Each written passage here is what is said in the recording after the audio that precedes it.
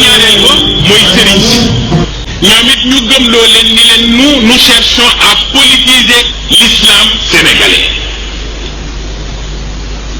te mooy ñu parce que mag ñi am na lu ñu xamul dafa nañ ni ku ñëw di def action politique rek da ngay politiser or que pour ñun l'islam ak politique dañu am une croisée de chemin bu fekkee ni l'islam dafay dox yiw politique di dox yiw am na carrefour boo xam ni fokk ñu daje fa mais pour ñu mën fa daje il faut que ñu rouler ci même vitesse parce que bu ñu roulewul ci même vitesse te kenn du fa xaar sa morom ku fa jiitu dem kon nag fokk ñu fexe ba politique bi ak diine bi bokk vitesse bu ñuy daw ba bu ñu dajee ci croisée de chemin ñu mën a lonkante pour defar l'avenir de l'humanité te mu bëgg ngeen am lu ngeen bàyyi xel mooy li ñu leen di naxe parce que ñi leen di nax dañuy jël liberté suule ko liberté fekk liberté bi leen di may ngeen jël seen responsabilité ci réew mi ñu jël liberté bi jëm ci seen passion mu sol bopp may nañu leen ngeen fecc may nañu leen ngeen sabaru may nañu leen ngeen koladera may nañu leen ngeen nawetaan may nañu leen ngeen football mais yooyu yëpp ay fola mais mayeegu leen ba léegi ngeen jël seen responsabilité pour tekki li ngeen war a tekki ci réew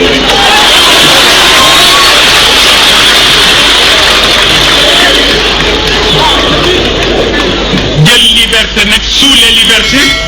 da ngay seet liberté bi ñu la jox ak bi ñu la xañ ban moo ci ëpp njariñ pour yow. Allah Allah Allah Allah ya Mawlana. mbokki Sénégal ak diaspora bi asalaamaaleykum Serigne Omar Fall waaw Serigne Omar Fall di ku yàlla baaxal mu géeju lool ci wàllu asraar ak ñaan moo xam kurus ba ci wàllu bind di joxe ay sangat yu yéeme lool moom Serigne Omar Fall yow mi bëgg sixaara jokkool ak Serigne Omar Fall yow mi bëgg cangat ci wàllu ubbeeku ak muslaay ba ci protection bayri ak cat ba ci yow mi am faru rab jigéen bu bëgg borom kër mu jafe ko lool ba ci góor gi bëgg soxna mu tëkko lool gaaw leen seeti Serigne Omar Fall ba ci ki bëgg tukki te am jafe-jafe ba ci yow mi lijjanti wàllum këyit kiy wut liggéey mu jafe ko ba ci yow mi am tawat bu la jaaxal lool ki am aaju bëgg ku ko ñaanal wala ku la defal xalwa gaawal jokkoo ak Serigne Omar Fall ba ci wàllu gàllaaj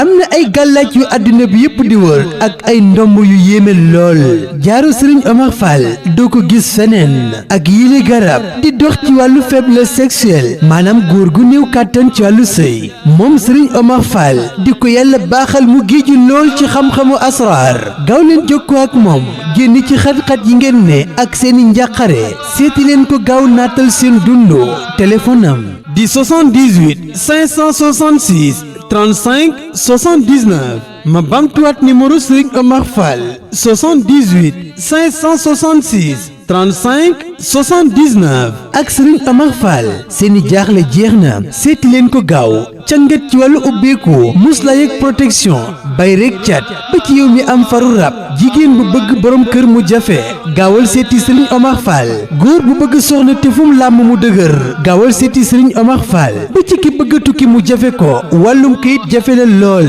ba ci kiy wut liggéey te fu mu jub lu ñu ne ko du fii seetil Serigne Omar Fall tawat bu la jaaxal yow mi bëgg ku la dugal xalwa gàllaaj ndombo ba ci jaaro ci Serigne Omar Fall lam ci yor doo ko gis fenn ma bamtu ko numéro mooy 78 566 35 79 Serigne Omar Fall seeni njàqare jeex na.